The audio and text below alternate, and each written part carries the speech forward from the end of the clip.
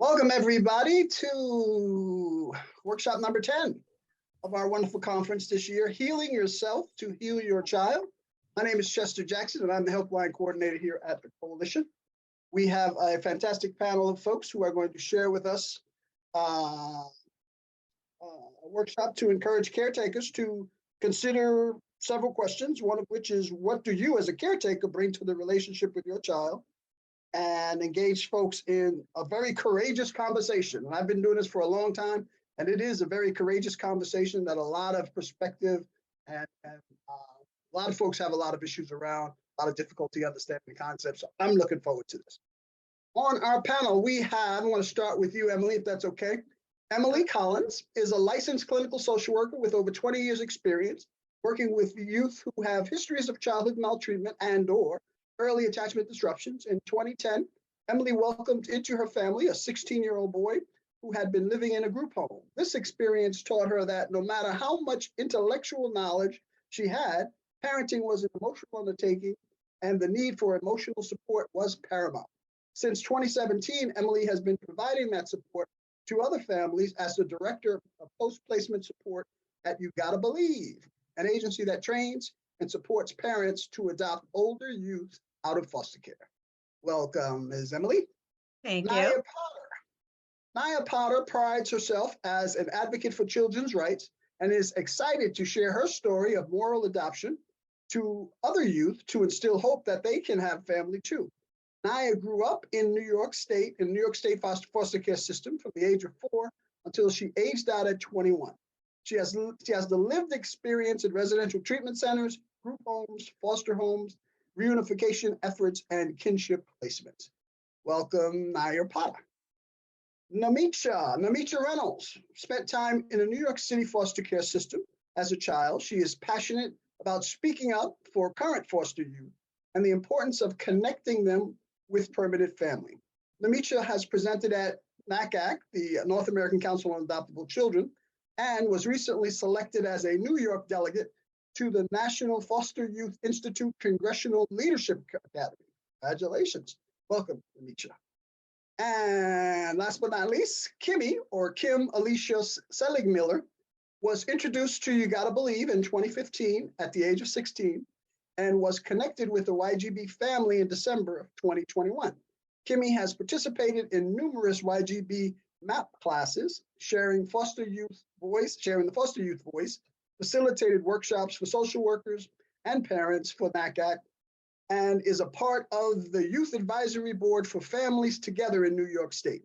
Kimmy was placed in the New York State foster care system at the age of 2 and aged out at 21 with experience in foster homes, residential treatment centers, and group home settings. Welcome, Kimmy. Welcome, one and all. I hope I didn't do too poorly on that. Like I said, this is a fascinating workshop, encouraging folks to take a look at yourself and you can look at others differently. I'm just going to turn it over to you guys. Welcome. All right. Thanks, Chester. Let me share my screen.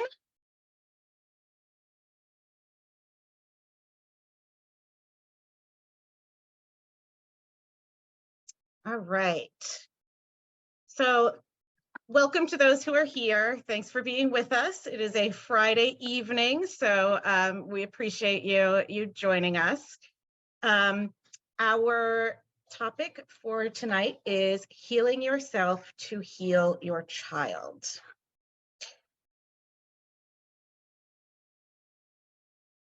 All right, and my slides do not want to advance. Give me 1 second here. We're going to try that a second time. No worries, no worries. See if I can make it work this time.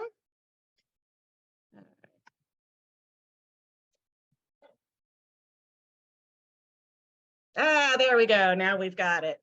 Okay, so Chester just gave all of us an introduction, but just as far as our roles at You Gotta Believe, I'm Emily Collins. I'm the Director of Clinical Services.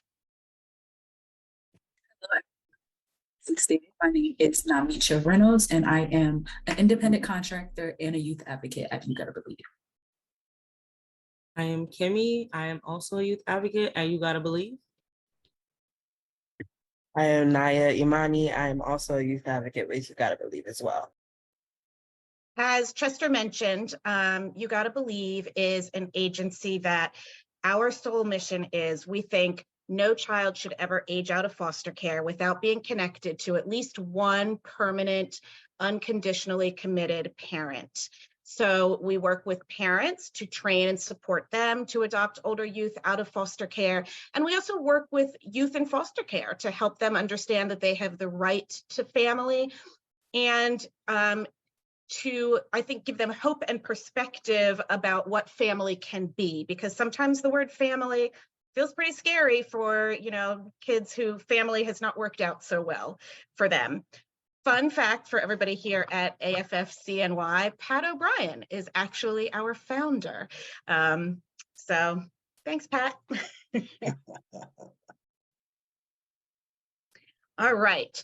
So tonight's workshop is definitely in the spirit of courageous conversations, which is one of the themes for the conference this year. And like Chester said, the courageous part is we're going to be putting the focus on ourselves tonight.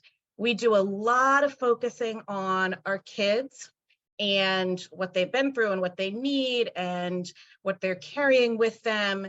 But the truth is, relationships involve two people, right? So parent and child, we both come with our own unique histories, our own wounds, our own experiences, and you can't look at only one side of that equation if you want that relationship to be strong. So we are going to look tonight at how is the stuff that we bring into the relationship maybe creating or contributing to or exacerbating any conflict or tension that might exist in the relationship with our kids. But I want to be really, really clear that this is not about blaming parents. As a parent of a very difficult child myself, I have felt that blame. Last thing I want to do is put it on another parent. I know we've always, got a lot of eyes judging us. That's not about, this workshop is not about that, but it is about being honest with ourselves, taking responsibility for what is our stuff, and starting to think about, all right, if we notice that our stuff is coming up and is getting in the way, what can we do about it?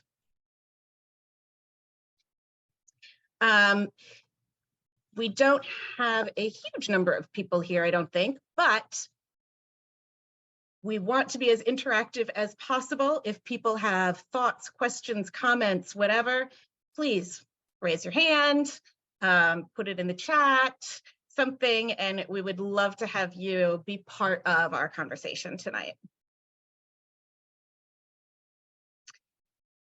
All right, so first of all, ideas about what our children bring into their relationships with us. They bring their histories. Mm-hmm. They bring their fears, concerns, hopes and dreams, wishes. They bring...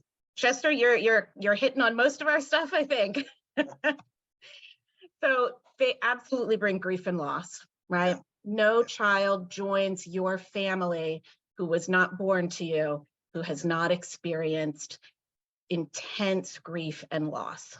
Yep, yep. The developmental impact of childhood trauma, right? Something that we talk about all the time, all the ways that not getting the nurturing care you needed as a kid can impact your thoughts, your feelings, your behaviors. They may be carrying intergenerational trauma. I can't tell you how many kids I have met through the foster care system who their parents were in foster care at some point, right? Sometimes these generational patterns get passed down.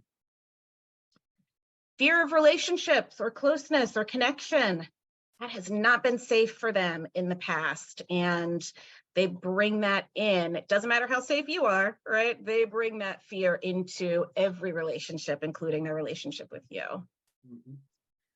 Lack of trust kind of goes along with the fear of relationship, right? And hopes, fears, expectations, fantasies. what does it mean to be in a family? What is it going to be like to live with you? Yeah. So they bring all that stuff into our relationship. But then the question is, what are we bringing in? What do I bring to the relationship with my kid, right? Yeah. All of the above. And here we're going to see a list. Yeah, I mean, I think this list is very, very similar to what the kids bring. Grief, Yeah. loss, personal traumas, intergenerational traumas, our attachment history, our attachment style, and hopes, fears, expectations, and fantasies. We have those as parents too, right? What's it going to be like to be a parent? Emily, I would even go to say, like, that's an even more important question, right? Because before you have a child, you have your stuff. You come with your stuff too. So when you think about the things you carry your things first. So I would say that that's an important question to pose to yourself first. That's a good point, Naya, that this is a question that you can consider before you have a child join your family, right? You can't necessarily ask questions about your child before they join your family because you haven't met them yet, but you can do this work on yourselves. So we're going to go into each one of these a little bit more, talk about like why it's important to be aware of this stuff and how it might impact our relationship. So grief and loss. In the You Gotta Believe MAP classes, we talk about the need to be grief and loss experts. And I know some of my co-presenters here talk about this topic in MAP class. Anybody want to chime in and talk a little bit about grief and loss as a topic and our need to be experts? Hey everyone. So grief and loss is a class that we focus really heavily. Namisha, yeah, you're breaking up or something there. Yeah.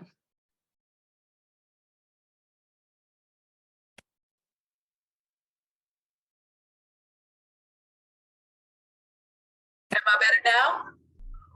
Yeah. A little bit, but yeah. Yeah, just turn up the volume a little bit. How about now? Perfect. Okay, there we go. So grief and loss is one of our more important classes, and we have a heavy focus on the grief and loss.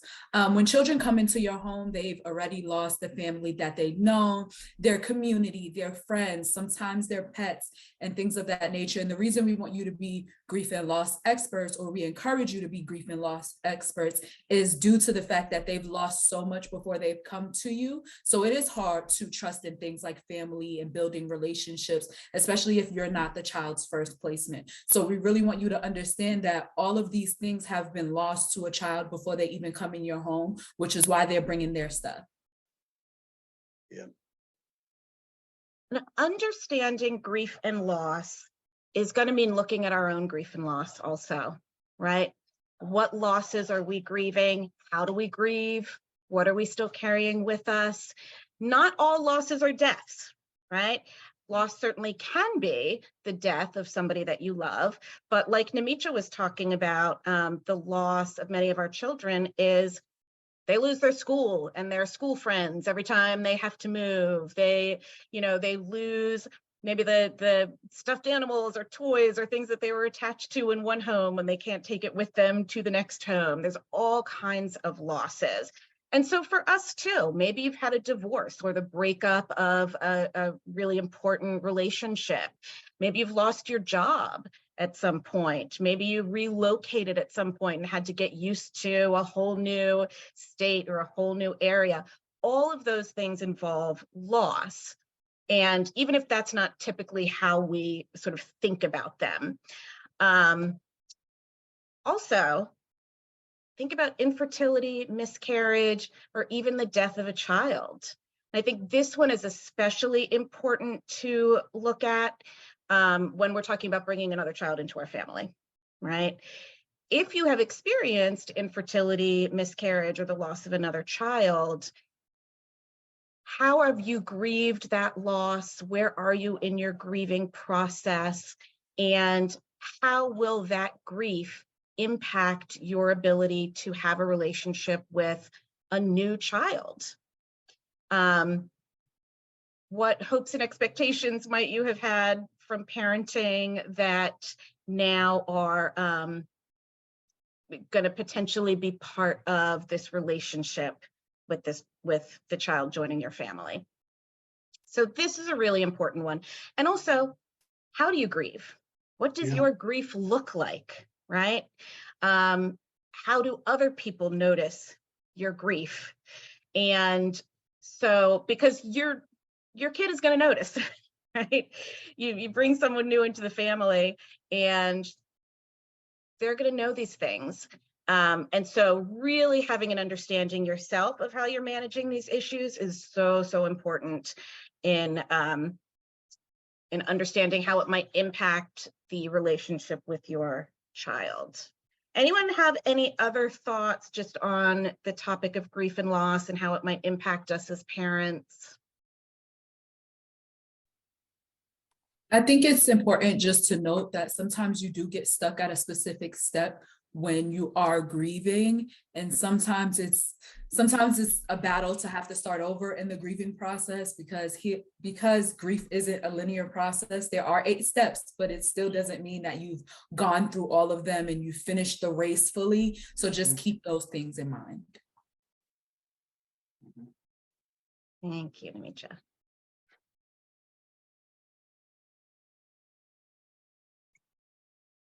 Okay. Second, we're going to talk about personal trauma. A lot of us have experienced personal trauma in our own lives, right? We may have our own history of abuse, neglect, maltreatment. We may have our own history of having been in foster care or been adopted. We may have experienced interpersonal traumas, sexual assault, surviving domestic violence. If you've come from another country, immigration in itself can be a very traumatic experience. Also a grief loss experience, right? Talk about like really losing everything, you know, your whole country, your heritage, your culture, and what conditions were you leaving? Were you subjected to war, extreme poverty, all of those kinds of things? Can be extremely traumatic and really have a lifelong impact on us. Also, I think we need to think about the trauma that is inflicted on people on a daily basis when they face discrimination related to race, gender identity, and sexual orientation. Don't minimize that. Even if it's, you know, we call them microaggressions, right? Sometimes they're micro, sometimes they're not so micro. But on a daily basis, you're dealing with that stuff builds up inside your system also. I also would like to say that when dealing with personal traumas, especially with immigration, when coming from another country and then dealing with people's in a new country of people's microaggressions, you may not have faced those things before, or in the level of the way that you're experiencing them here, right, in America. So it's like my grandmother was an immigrant. She came from St. Thomas, and she was the first person in my family of her lineage to come to America.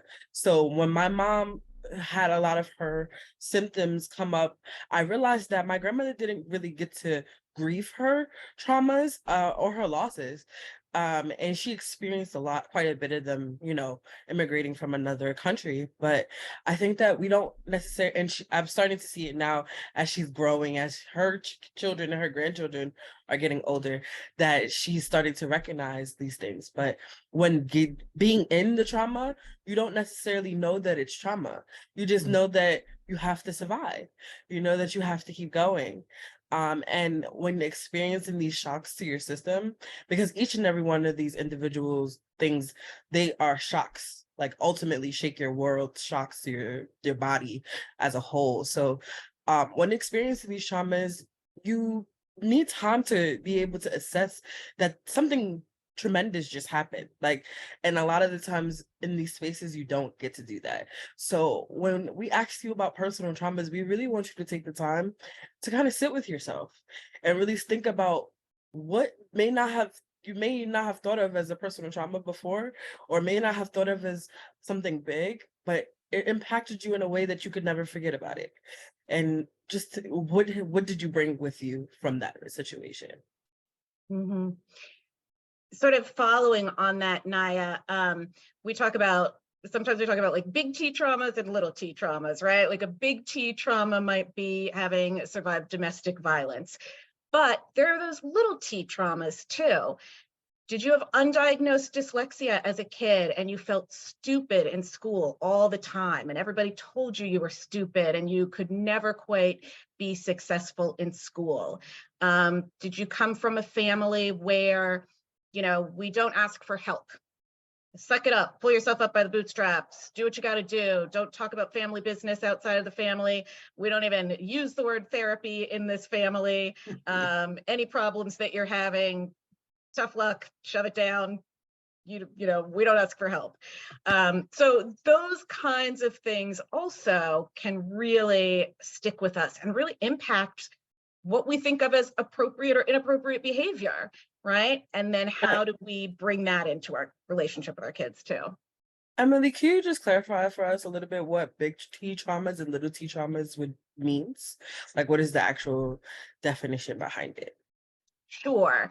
So big T traumas are, I'm trying to think of the precise wording that I like to use for the definitions of trauma. It's a situation that feels scary and dangerous and overwhelms your ability to cope, either both your internal and your external coping mechanisms. So it's an overwhelmingly terrifying event, and you don't have the resources inside and outside to make it through that event. So, sometimes people live through a really terrifying event, but they've got a family and a support system that really helped them get through it. And then, yes, it was a big T trauma, but they can recover and sort of move on. If you don't have the ability, and if you're talking about a little kid, if they don't have adults around who are taking care of them, then the trauma can really overwhelm. The little T traumas are the things that in and of themselves are not overwhelmingly terrifying, but they add up and they create a hostile situation for our sense of self.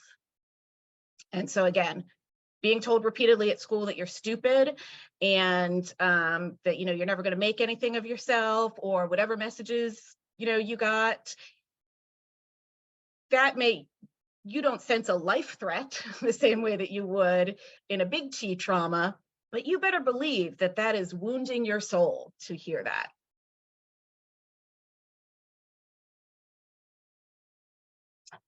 Thank you so much for clarifying. So thoughts on how having been through personal traumas might impact your ability to parent your child or your relationship with your child? One of the things that pops out at me is sometimes something will connect you with a past trauma that you may have thought you dealt with or not, but it's not always, you can't always see that connection, and how do we help folks be able to diagnose when there might be a connection between this and that? That's always been a tricky area for me. Yeah, absolutely. And we talk about this about our kids, don't we? We talk about, like, sometimes they have trauma triggers and they might not know what it is, et cetera. That's sort of, Chester, what you're saying is we as adults, if we've been through trauma, we're going to have trauma triggers. And sometimes we don't know what those are. But if our kid hits one of those triggers, we are going to have a reaction. And, then the question is, how much of this is my stuff versus the kid's stuff? Yeah. Is there a formula that you guys can think of? You'll be receiving your magic wands in the mail. Please register with Chester. And I know, I wish, Chester, I wish. This is the tough stuff, right? Indeed. And so then we've got this idea of intergenerational trauma that I was sort of speaking about before, which is, what did your relatives and your ancestors experience, and how have those experiences been passed down through the family tree? Many of the same things that we put under personal traumas, immigration, child abuse, etc. Depression, anxiety, other mental health issues. For me, there's a lot of depression in my family. I can take it back generations and you can identify depression. And I suffer from depression myself.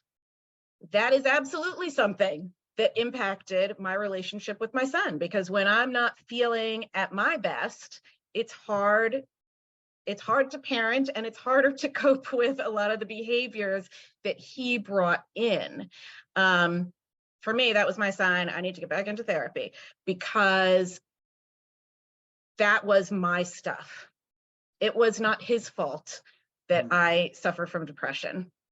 And I had to own that and be aware of that and go like, okay, I need to take care of something in me that is making it harder for me to connect with and have a relationship with my son. Patterns of emotional invalidation. I think I'm sort of, again, they're talking about like some of those little T traumas, but the sort of family themes that get passed down, right? Children should be seen and not heard. Your voice doesn't matter. We're not interested in what you have to say. Just sit there and be quiet and be good, and don't embarrass me when we're in public. Not having, any level of sort of affection, attunement, the sense of being loved. So that kind of thing too. Again, it passes down through the generations so often. Yeah, especially when you're talking about emotional invalidation, because I remember growing up, what I heard all the time was, you're just too sensitive. You got to get a thicker skin. Nobody, that's not what it meant. What I felt wasn't what it, you know what I mean? So that emotional invalidation part, that's a regular thing. Yeah. Yeah. And like speaking to that, I also experienced that as a child. I was too emotional. I had too many feelings for my family, right? And I felt very deeply. So a lot of the times my family around me didn't understand me. I didn't connect with them in that way. And my feelings were pushed off. But I noticed that my grandmother didn't acknowledge her feelings a lot. She didn't talk about her feelings. She chose to keep it hidden, but she also suffered with OCD. She suffered with ADHD, and she suffered with depression and anxiety. But in terms of how she saw it as like, I can't focus on that right now. I have to go to work. I have to survive. I have to do what I have to do to make sure that my kids eat, to make sure that they're going to get what they need out of life. And I didn't come here for no reason, like I had a purpose, I'm driven, and nothing's gonna stop me. But as she's gotten older, and as her trauma has now reflected in her grandchildren and her great grandchildren, she's starting to slow down. She's starting to ask the questions. And I think that when you asked about the formula, it really is about asking the questions and taking them seriously, because you can't find the links until you go back into those deeper parts of the questions and the deeper parts of those answers. So when asking those questions to yourself and posing these questions and watching how they've reflected from generation to generation, be kind to yourself. Be soft in those assessments, because a lot of the times we didn't even know that they were happening until we got to adulthood and they started to affect us again.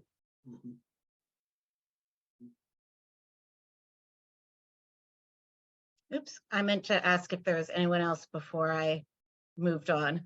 Any other thoughts, comments? I did just want to add to what Naya was saying. As far as allowing yourself grace, I think it's the most important thing in your relationship with your child, in your relationship, and also in your relationship with yourself. understanding that you're still human and you cannot be a superhero all the time, even though you want to, because we want to protect our children from everything. Allowing yourself grace on the days where you do not feel as your best self, and understanding it's okay to give yourself a moment. It's okay to feel that way. Sit with those feelings for a little while and then conquer the day, and or even not conquer the day. We also need to give ourselves rest, and not rest in the sense of I didn't work today or I didn't check an email today. Physical and actual rest for your mind, your body, your soul, your spirit, in being okay with not doing anything. Please, if you take anything from our healing and the stuff that we're talking about today, allow yourself grace and definitely be okay with learning how to do nothing. Because I learned a while ago that that's actually a trauma response, not being able to relax and not and feeling as though you didn't accomplish anything if you're not doing something. So for sure. The last thing I will add to this is there is, I think it's a relatively new field looking at this idea of epigenetics, which is the way our genes get expressed.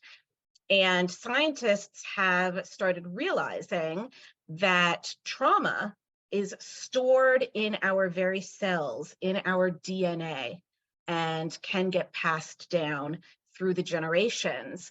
So they did, I believe most of the studies were with Holocaust survivors. So they looked at people who had survived the Holocaust, and then their children who, you know, had not been affected directly by the Holocaust at all, and found these epigenetic changes that indicated that there is a biological process to passing trauma down from one generation to the next. So talk about giving yourself grace. This is not anything that is your fault or that you even have control over, but it's there.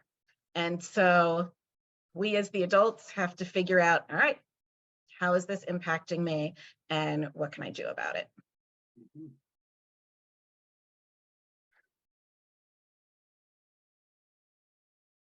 Okay, see, before I made it go too soon and now it won't go at all. Okay, here we go. So attachment history and style.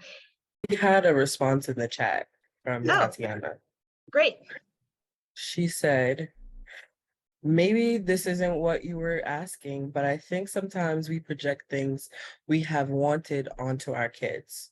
Things that impacted us because we didn't have it, like sports or activities we wanted to play, and our kids don't particularly have any interest, but we will try with mixed results. That is such a good point. Yes. And I think, you know, we'll get into that even more when we talk about hopes and expectations. But yes, does our kid really love soccer? Or do we still feel sad we didn't get to play soccer when we were a kid? And so now we're putting our kid in soccer, right? Is that my stuff or is that your stuff? Because yeah, there's going to be mixed results if it's not really what your kid wants to do. All right. How many people know their attachment style or know what attachment style is? All right, Chester knows his. Yeah. So attachment happens for most of us when we're babies with our caretaker, and it sets the stage for how we think of and how we behave in relationships for the rest of our lives. Now, that being said, we can recognize if we have an attachment style that is not serving us well and work on changing it, but it does get set when we're very, very young based on that first experience with the caretaker. So if you have a caretaker who is reasonably responsive, comes when you cry, feeds you when you're hungry, picks you up and rocks you, you figure out, oh, this person is safe. I can rely on them. They take care of me. And so I feel secure in that relationship. And I've also learned that relationships are safe. right? And I can be secure in other relationships as well. There's two different forms of insecure attachment if you don't have really a reasonably responsive parent. Insecure avoidant, which is pretty much just what it sounds like. Relationships don't feel safe. I can't count on this person. I'm not going to try and get into relationships at all. I don't need them. I'm going to avoid them completely. Then there is the insecure, anxious, ambivalent. And this is when you're not really sure if the parent is going to be there or not. Sometimes they are, but sometimes they're not. And I don't mean like sometimes it takes mom longer to come and pick you up when you cry, because that's just part of, you know, nobody is meeting their infant's needs 100% of the time, like 100% when the kid wants it. And that wouldn't be healthy anyway. They need a little stress in there to start developing their own coping skills. But if there's a real question about, you know, mom might be there or she might disappear for days, you can get what's called an insecure, anxious, ambivalent attachment style. And that is where you feel really uncertain about the permanence and the stability of your relationships. So you need to constantly be checking with the other part of your relationship. Are you still there? Do you still love me? Are you coming back? Are we okay? Is everything good? To the point where, you know, you can drive somebody else nuts.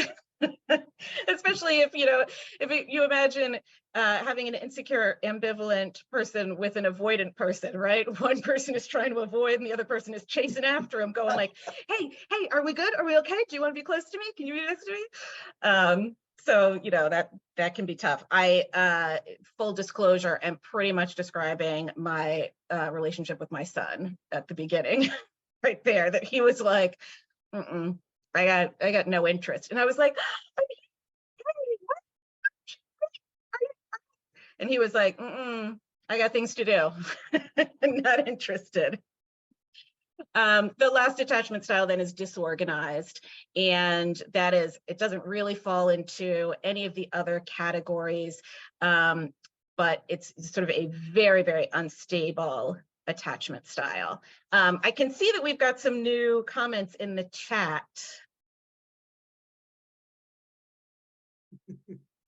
Someone mentioned being somewhere in between insecure, avoidant, being insecure, avoidant, and just insecure as far as their attachment style is concerned. Yeah, that was me.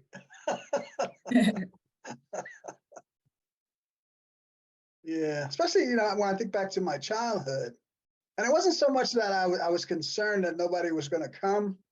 And I can almost see this in my mind. I just didn't put a whole lot of stock in whether or not they were going to come. So the way I dealt with the occasional time when they didn't come was like, I didn't think you were coming anyway. You know, that kind of thing. Yep. We also, you might notice like in one relationship, you feel pretty secure, but in another relationship, you feel really anxious, ambivalent. You know, it's not always like, oh, every relationship I'm 100% secure. But if we think about it, if this is the way we are in relationships, okay, how is that playing out in the relationship with our child, right? Like I just mentioned, me, you know, the more my son pushed me away, the more I was trying to get him in close. That was not the way to do it. And eventually I sort of figured out that this is not the way to do it. This is not helpful. I wish I had realized it a lot sooner, but, you know, our attachment styles were clashing and it was creating a conflict and a tension. Yeah, and it's not really static, right? I mean, it sometimes you're here, sometimes you're there, and it could evolve. Yep. You know, because I think in my childhood, that was my relationship with the world. You know, like I wasn't going to get hurt, so I only did so much. And then as I became an adult, by the time I was in college, that's when I really came to life. I was much more secure in whether, you know, in everything that I did. So my relationships then were a lot less dramatic, let's put it that way. Because I was like, okay, I'm good. Whatever happens, happens. Yeah. So yeah, there is that kind of, it doesn't necessarily get fixed, so. Yep. And just looking at what was your relationship like with your parents while you were growing up, that is the basis for our understanding of what parent-child relationships are, right? Is the parent-child relationship we had with our own parents. And it tends to go one of two ways, I think. Either we're like, I had great parents, I'm going to raise my kids the same way they raised me. Or you're like, my parents did not do a great job, I'm going to do the opposite of everything that they did. Anything they did, I'm going to do the opposite. But either way, it's setting a template for what we think parent-child relationships should look like. And especially if you've got a child that's joining your family at an older age, they've got their own ideas about what a parent-child relationship looks like. And chances are their template is very, very different than yours. And so you may be trying to create or act out one kind of relationship, and the kid is really resisting that and they're not interested in being in that kind of relationship, or they're not even clear what kind of relationship it is that you think you should be having. Like they don't, they're like, I don't know what this person is trying to get from me. This is very unfamiliar. No, I just kind of wanted to, I want to talk about my observation of my own personal attachment style. So I have somewhere between insecure, avoidant, and insecure, anxious, ambivalent. And I realized that the avoidant part comes from my mom, because my mom was a very non-emotional person where I was very emotional. So the way I chose to deal with it was to ignore her and avoid her. And then the anxious part comes from my father, because of that not knowing when you're going to come back, when I'm going to see you again, how is it going to be the next time I see you. So there's a lot of those insecurities around relationships and attachments definitely fed into how I see my relationships outside of that. My personal romantic relationships, my platonic relationships, my business relationships. It's like all of these things start to come into view as you become an adult, because you start to analyze yourself and like, why do I do what I do? Like, what's wrong with me? Is there anything wrong with me? Like, how do I fix it? Like, and then it really does come back to your parents. It really does come back to your relationship with your parents, how you and your parents saw each other, and how you guys met each other's needs, or did it, And so like at this stage right now, I'm noticing that those two specific polar opposites of myself definitely came from my relationship with my parents and how I viewed my attachment to them. And then lastly is sort of this idea of, in what ways are you comfortable giving and receiving love and affection, right? Do you come from a family of huggers? Every time we see each other, hug and kiss on the cheek. And, when we're watching TV, we're sitting close to each other and I've got my arm around you. And, we're very affectionate. And maybe we show love by saying, I love you all the time. Maybe we show love by doing favors, you're taking care of something for somebody. Hey, I, picked this up for you. I did your chores for you, whatever it is. But what are those ways that you are comfortable giving and receiving love and affection? And how does that match with how your child is comfortable with giving and receiving affection? Because if you're a family of huggers, and your child is not comfortable with physical touch for whatever reason, there's likely going to be some tension around that, right? You're going to want to give hugs. The kid's going to be like, "No, get away." Yeah. And that's in our case, I think I didn't come from a family of huggers, but certainly we created a family of huggers. And I guess that's because my wife and I are both, like hug hungry people, so there was a time, when we first got together, like she couldn't pass me without me touching her, so, I mean, and we did have a child who came to us at 13 and we were all hugged up and you could feel his body stiffening, and then finally what it did is we figured out that we had to figure out a different way to touch him, and we did. And over time, and I mean over 2 or 3 years, he finally got to a place where he would come to us. He'd do this, and he was 13 when he came. So, it was kind of funny when he was 16 and 17 and he, come for a hug. But we did, we scooped him right up because we recognized how much progress that was, Yeah, absolutely.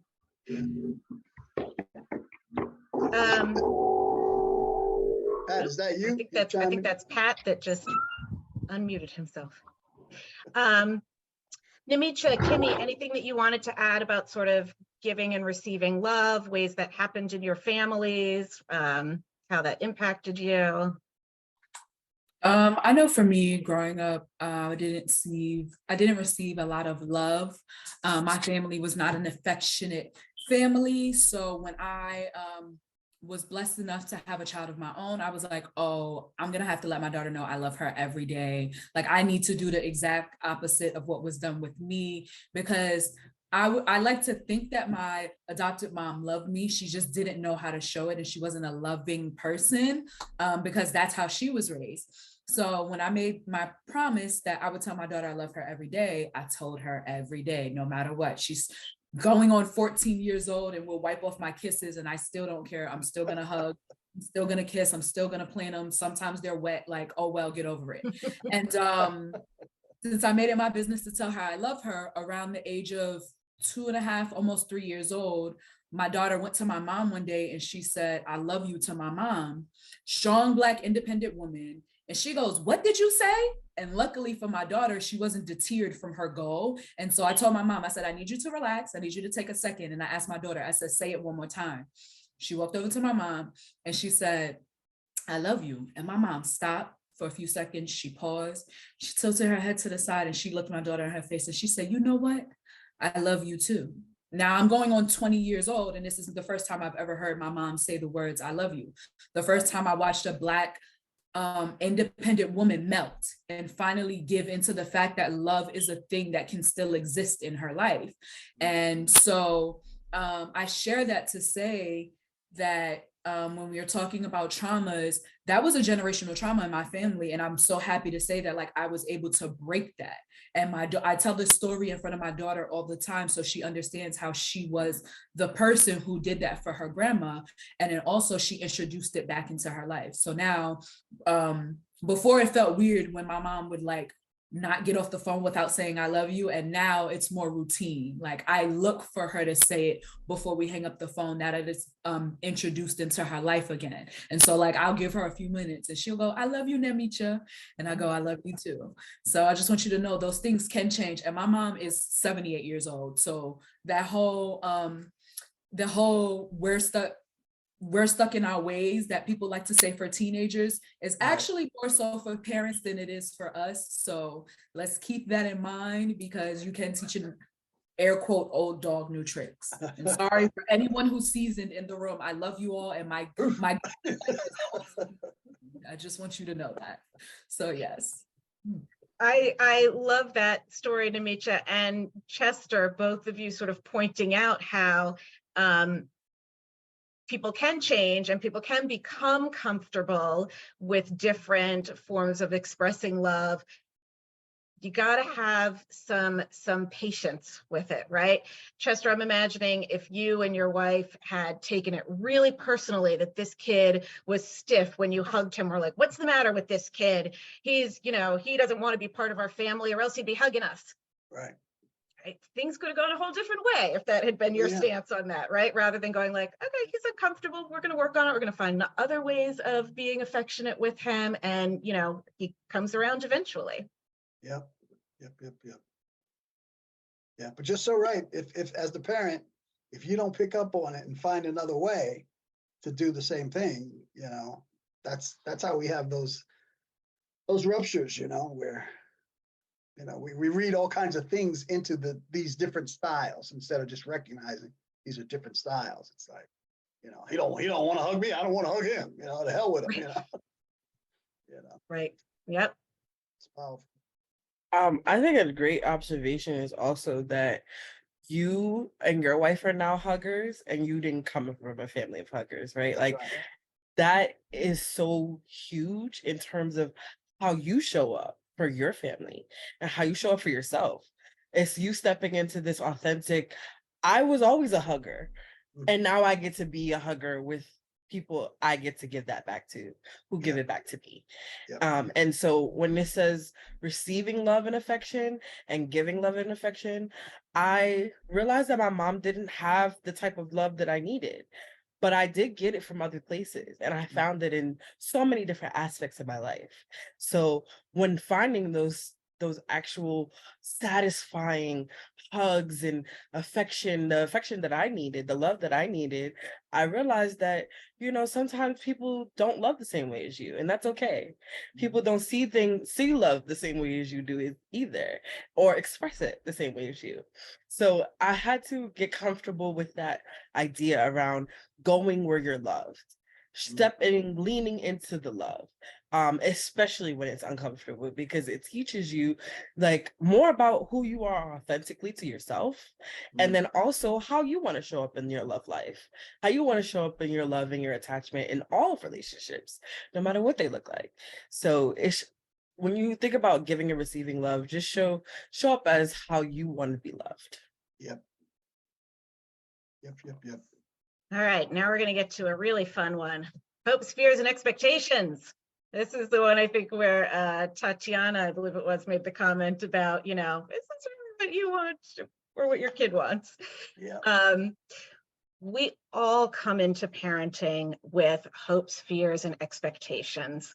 And so asking yourself, what were those fantasies for you? What were those hopes? What were the expectations? What were the fears?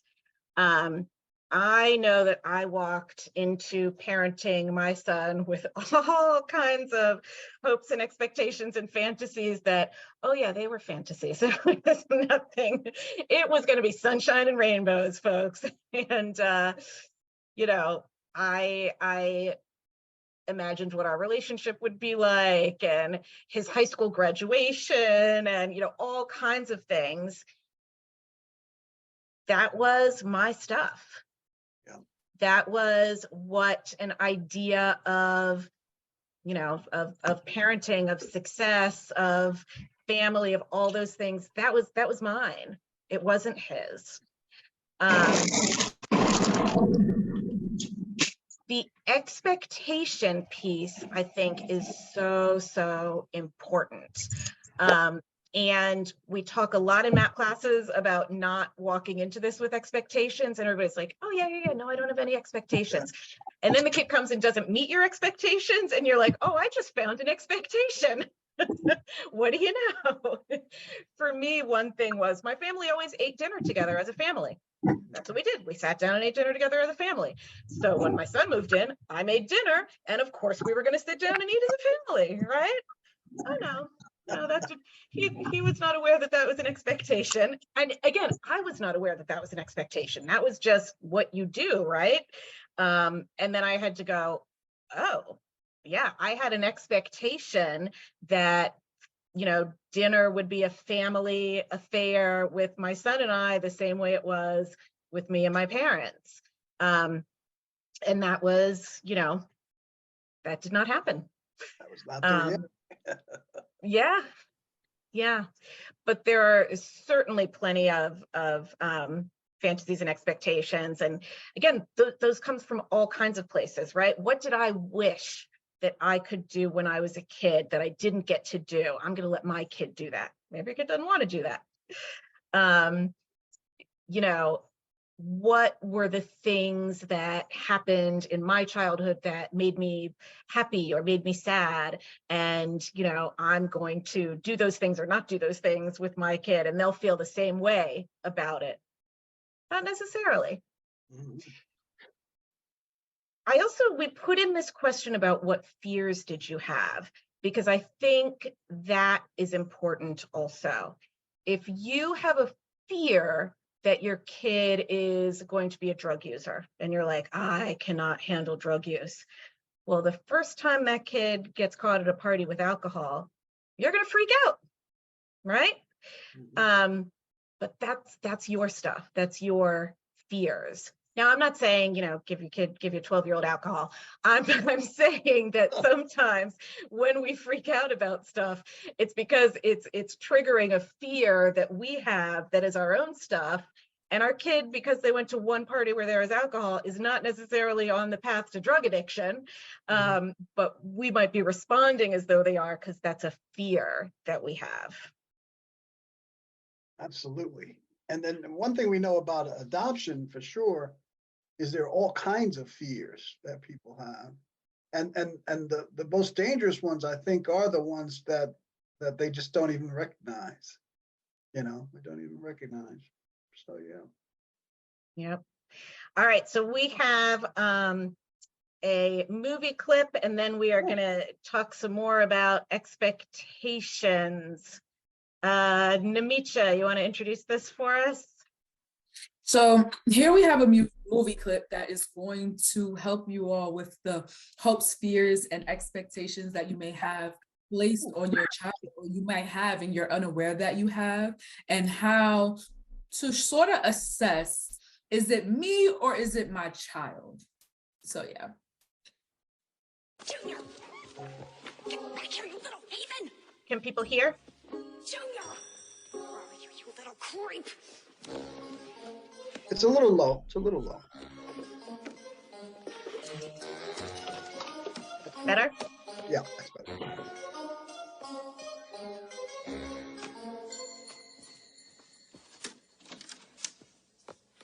Mostly fun for accident. Father? Father, I'm at the end of my rope.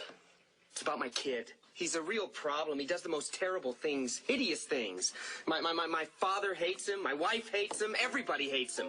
Well, everybody except me. And I've had it with him myself. Oh, God, I failed, Father. The kid hates me. It's time I faced up to what I do have to do. I'm going to take him back to the orphanage. Mama, you don't want to do that. That's the worst thing you could do.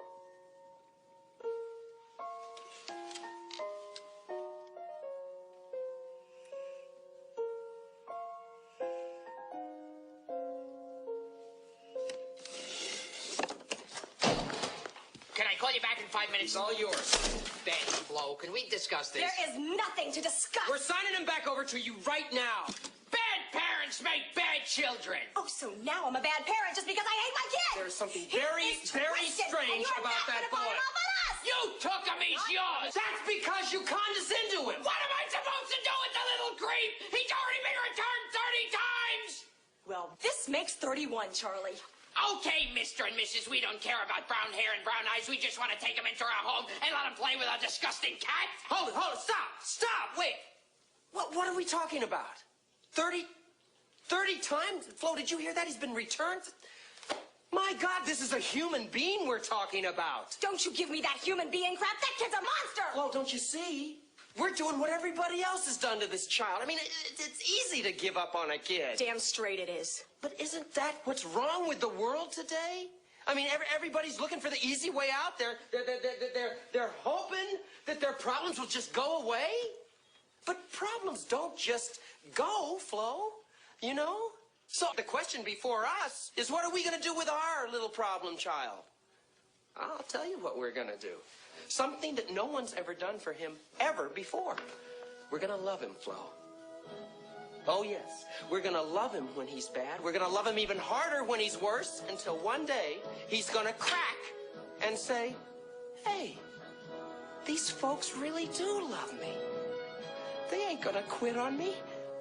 I don't have to be bad anymore. What the hey? I can be President of the United States! President of the United States? Are you brain damaged? Junior's gonna be a convict before he's in 3rd grade. Shh. Junior, son, Junior, unlock the door. You said you're gonna keep me forever. I am. I'm sorry, I just made a mistake. Trust me, we're not gonna take you back to the orphanage. I don't believe you. You only pretended to be my friend. You're just like all the others. Junior, now come on, son. You moron! You left the keys in the car! Hey! Congrats! Boy, that's great! Look think you handled this, baby. I'm so proud of you, son. Junior! Junior!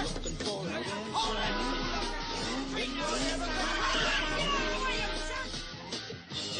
Left! Turn left! Right, Junior! Watch it!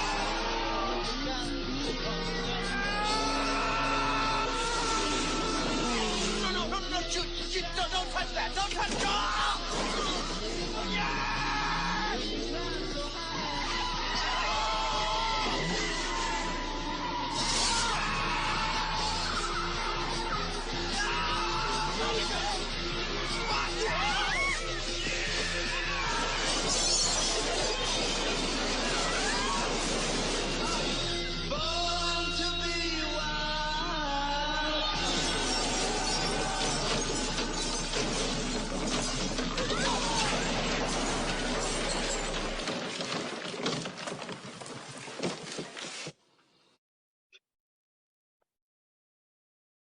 All right.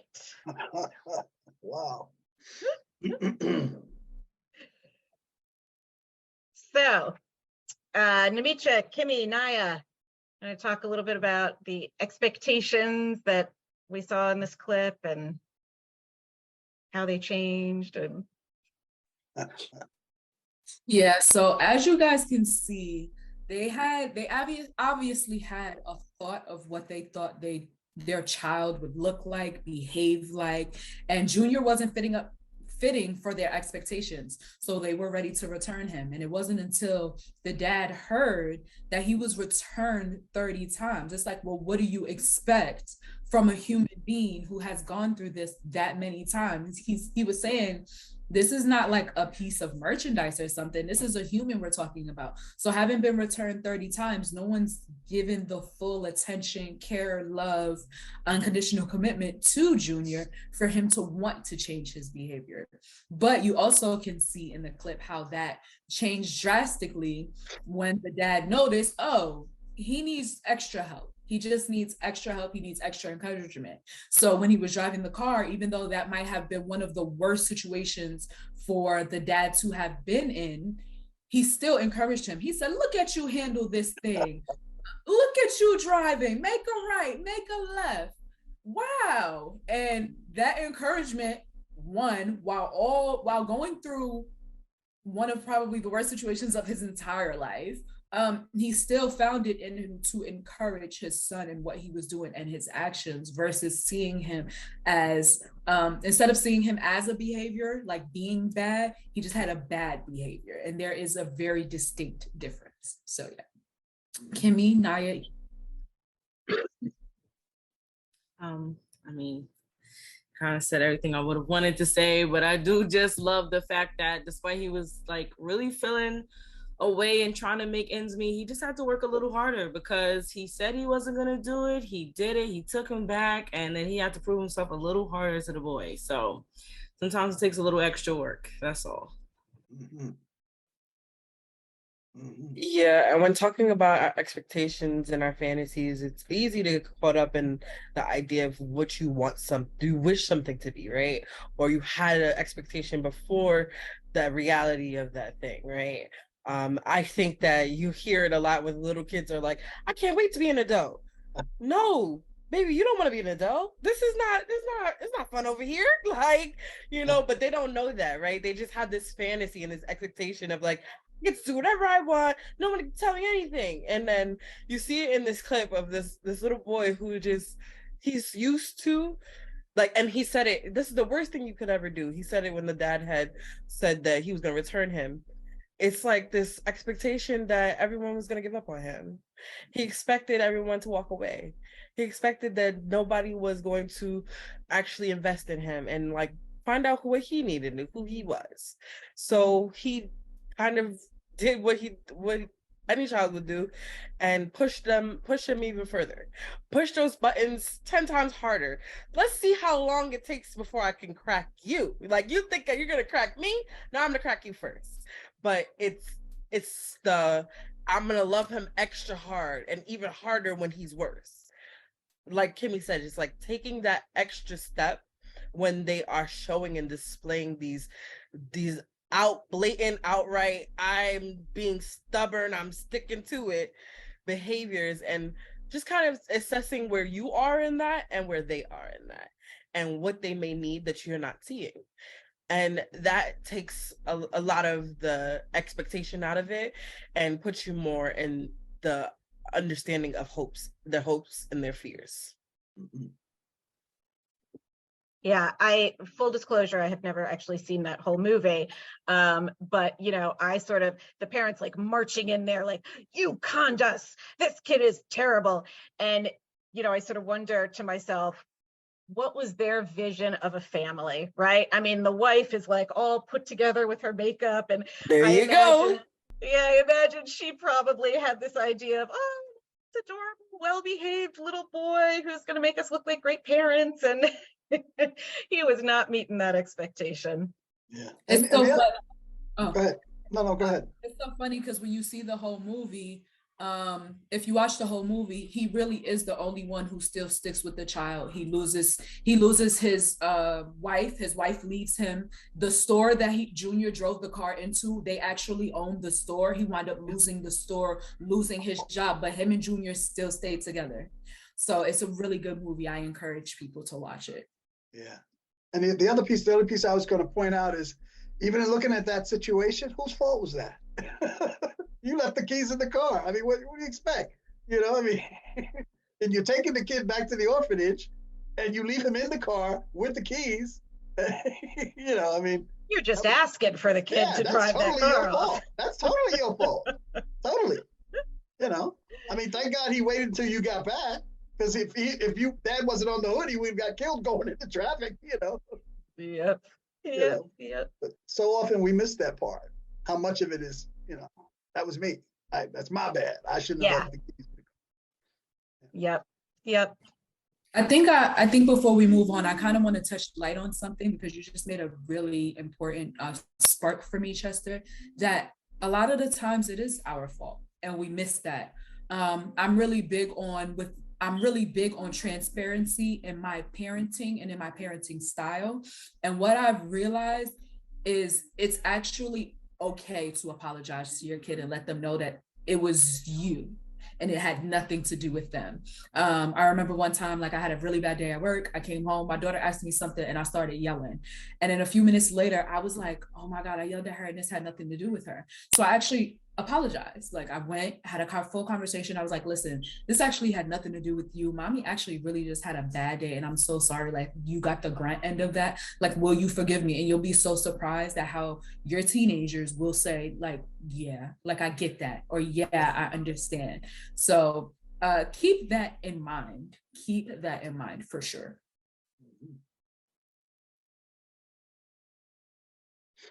Junior.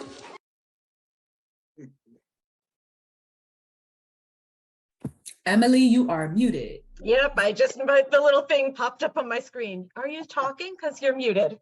It's trying to mute my cat who's whining in the background. So when tensions, conflicts, problems crop up, you want to ask yourself, could it be me? Kid drives off in the car. Could that have been me? I did leave the keys in the car. Yep. How much of this is mine? How much of this is mine? And that's a hard place to get to, especially when you're in denial about, and one of the things that our kids come with all these labels and all these things. So they're like built-in reasons not to look at ourselves. Oh, it's because of this, or it's because of that. It's because of, you know what I mean? That it really takes some introspection to just own your piece of it, because sometimes parents will complain, I'm sick and tired. We have the same fight every morning before you go to school or before you go to bed. Why are you having the same fight every night? If you know it's going to happen, you change the environment, do something to adjust to it. Don't make it the same fight every night. But that's the last thing that comes to folks' minds. You just need to change. It's the kid. Yeah. I think you brought up a really great point of stating when they come with all these labels, it's easy not to look at yourself as well. So taking that is the extra step to see what part of it is yourself, what part of it is my things that I carry. Because when they're coming with these labels, it's easy to be like, yeah, that's not me. That's not me. None of that's me. But there's you somewhere in there because you're being triggered by certain things and you're having strong reactions to certain things. So what part of it is you is a really great question. Yep. I remember my son saying to me one time, and I can't even remember the full context. It was probably me trying to talk him out of doing something impulsive and stupid or whatever. But he said to me, it doesn't matter. I will always be the bad kid and you will always be the good person who tried to save me. Like, he was like, that is, he had been well educated in what the labels were going to be and how the explanation was going to go down. And he knew if everybody was going to be pointing the finger at him and going, well, that kid's bad. This lady, what a saintly woman to try and, help this poor kid, right? Yep. Could it be me? All right, Yep. Oh, I don't know why, but now my slides are not wanting to advance. Namish, you also give a really good example of you talking about that savior complex, right? Of like, you don't do this to save a child. Like, it's not necessarily for any reward that you're looking to receive. It's literally just to love on a child, to have a child in your care, to give them the full nurturing of that being the parent. And so I'm pretty sure, I can't speak for the parents in the room, but I'm pretty sure the parents could say it's not as rewarding as it makes on the other side. They'd be like, I don't really, what do I get back, right, from this, So it's like, it's not for the reward. It's literally for the nurturing of the child. Yeah, and I think that is one of the expectations we often walk into this with, right? We're going to save some poor kid. They're going to be so grateful that they got to have this great life that I'm going to offer them. And it might be somebody on this call who said, you were not plan A for this kid. You were never plan A, and you want them to be grateful that they had to drop on down to plan B, C, D, whatever it is. But we have that expectation, right? And then we're real pissed off when the kid does not act like they're grateful for everything we are doing for them. Yeah. And I don't know about, all ages, but because I was parenting a teenager, it was like, well, grateful was I to my parents when I was a teenager? Was I thanking them every day for the fabulous parenting that they were providing me with? No, I was not. So, why am I expecting that from this kid who I wasn't even his plan A? Yeah. So if we look at like, all right, how will I know? How will I know if this is my stuff that's coming in or if it's, this kid with all the labels? And for me, I think anytime you have a really strong emotional reaction to something, if you have like an emotional block about something, I just cannot deal with this one thing, I cannot stand this one thing, or there's a pattern that's repeating, Chester, we have the same fight every night, right? Mm-hmm. When you see that stuff, that's when you want to start asking, okay, why is this happening? Why am I reacting so strongly to this? And maybe it's not great behavior, but it's this one thing that gets me so deep. And, I will tell you in my work at You Gotta Believe, I have seen parents continue to parent and adopt and love and have a great relationship with kids who set a fire in their house. And I have seen parents say, I don't want this kid anymore because they rolled their eyes once too often. It's not the kid's behavior. It's what the kid's behavior triggers in us. How does that behavior make me feel? Mm-hmm. And can I stand or not stand that feeling, right? I'll Yeah, pass it over to my co-presenters. Yes, I was gonna say I did have like a personal example for the first one. I'm not a parent, sorry, but I am morally adopted. So I do have to still work on that relationship. And I'm very good at communicating my feelings with my parents now, but there was a time when I wasn't the best. I kind of just expected them to know what to do. Like, oh, you're my mom. You're supposed to know when I'm sad to be here for me. And then when my parents weren't there for me, I would kind of like withdraw myself and just shut them out completely, because it's like, why are you not here? So I had to learn that wasn't healthy. That was just my response to things. It wasn't the best response to things, and I had to work on it so that I can get the things that I needed for me, and my parents could learn to give me the things that I needed through communicating them. Mm-hmm. I love that example because it combines the expectation piece, right, with then the really strong emotional reaction that doesn't necessarily make logical sense, right? Like, I want my parents to be there for me, and I'm mad they're not, so I'm not going to let them anywhere near me. It's like, but wait, but I actually want them near me, right? So, but we do this. We have these emotional reactions that don't necessarily make any logical sense. And that's when we know, okay, something in me is getting triggered. What is it? Yeah. And then for me, I have an example for when you have an emotional block in a particular area and find you can't manage to handle the situation. So growing up as a child and mostly as a teenager, my mom always said that I was a liar, and not that I lied, but that I was a liar.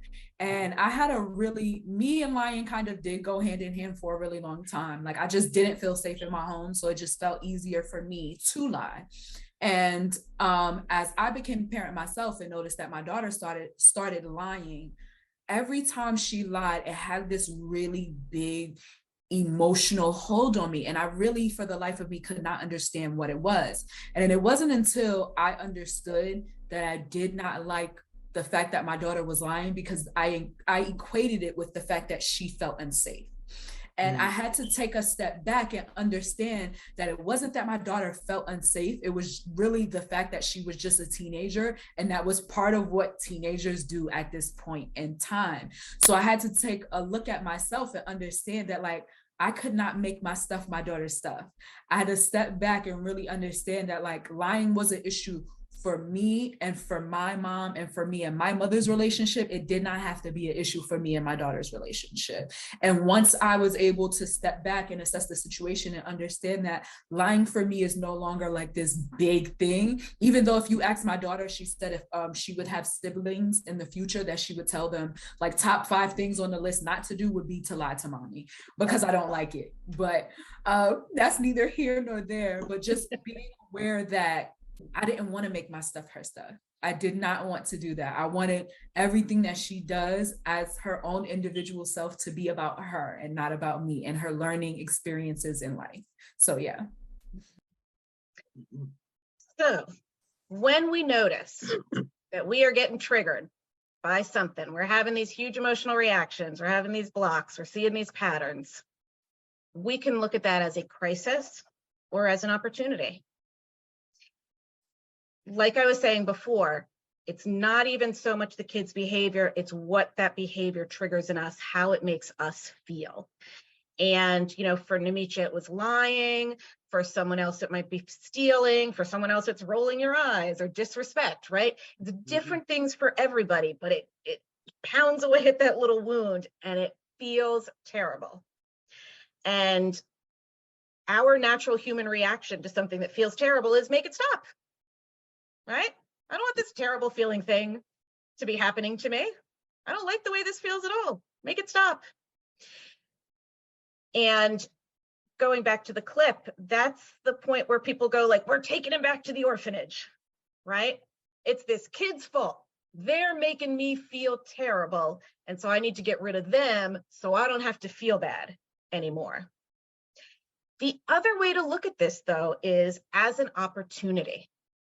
Because this kid, whether on purpose or not, has brought to your conscious awareness a wound that you have been carrying around. And this could be your opportunity to heal from that wound. You no longer have to carry that around. And if you're capable of not just saying, this kid is bad and is making me feel bad and is creating a problem, but saying, ooh, I've got some stuff happening. This is really driving me nuts. I got to do something about this, because that's my stuff that's coming out. Well, now you have a real opportunity that you may not have had if your kid didn't come into your family and trigger you the way they did. So if you can take that opportunity, it can be a real chance for you to start healing.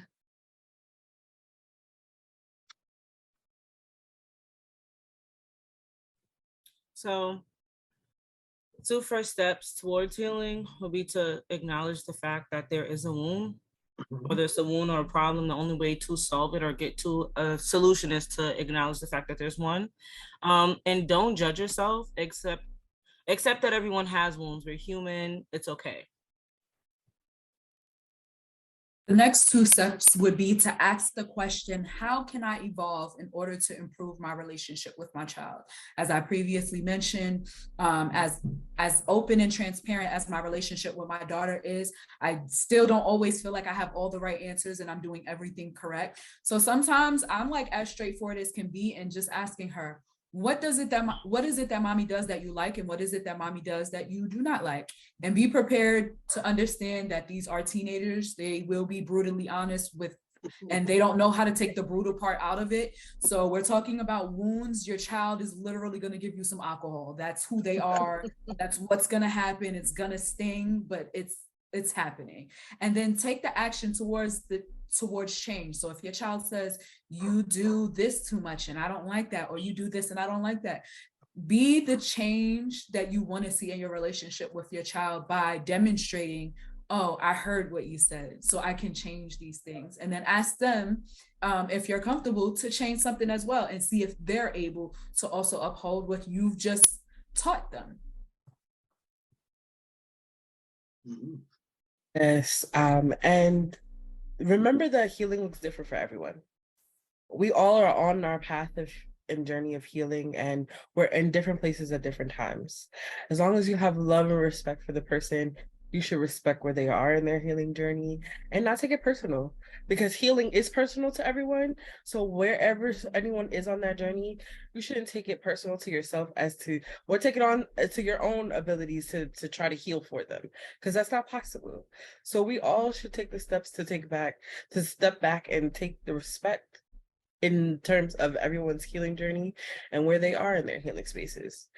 And then the last step we ask when we talk about steps towards healing is leaning on your support system. It's important for people to have people. I have learned this more and more as I've gotten older, and I've gotten more comfortable with leaning on my support system. I think that with all the examples we've given tonight, it was just really the fact that we had some analyzations outside of ourselves. We've had people we trusted, people we respected, and a lot of voices that we knew that were in healing spaces as well, to take us into a space of maybe that could have been me, maybe I could have said that better. And when we ask you to lean on your support system, that's what we're really asking you to do. We're asking you to go to people that you trust and ask them the hard questions, have the hard conversations, and have those talks where they respect not only you, but respect your child's voice as well. And in the respecting of both of those voices, maybe that party can help you guys come together to a deeper understanding of each other. Yep. So we've got just a couple minutes left, I think, if anybody has any last questions or comments. Now's the time. Yep. Brenda and Tatiana, thank you all so much for joining.